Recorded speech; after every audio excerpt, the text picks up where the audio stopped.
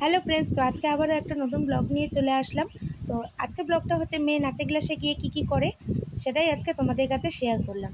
তো তোমরা ব্লগটা কন্টিনিউ দেখতে থাকো, আশা করি তোমাদেরকে ভালো লাগবে।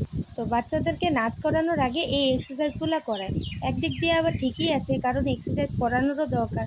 বাড়িতে তো আমরা সেভাবে বাচ্চাদেরকে এক্সারসাইজ করাই না। আর এক্সারসাইজ করার কারণটা হচ্ছে যেটা বাচ্চাদের শরীরটা ফিট থাকবে আর শরীরে এনার্জিটা বাড়বে।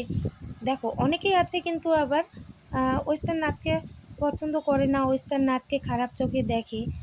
দেখো, পছন্দ করো না সেটা তোমাদের ব্যক্তিগত ব্যাপার, কিন্তু কারো বাবা মা কারো বাচ্চার ব্যাপারে তাই বলে যে উল্টাপাল্টা বলবে যে বাচ্চাটাকে নষ্ট করছি, বাচ্চার কেরিয়ারটা নষ্ট করছি।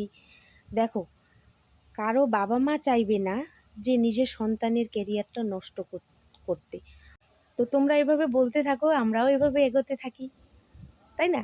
তো এরকম কিছু কিছু মানুষ আছে, তাই বলে আমি সবাইকে উদ্দেশ্য করে বলিনি।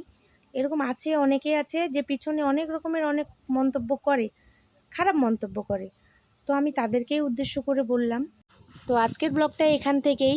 আর তোমাদের যদি মনে হয় যে তোমাদের বাচ্চাকে হাসি খুশি দেখতে চাচ্ছ, ফিট রাখতে চাচ্ছ, তো তোমরাও নাচে দিতে পারো। তো আজকের ভিডিওটা এখান থেকেই। যদি কারো ভালো লেগে থাকে তাহলে লাইকটা কমেন্টটা করে দিও। Bye bye.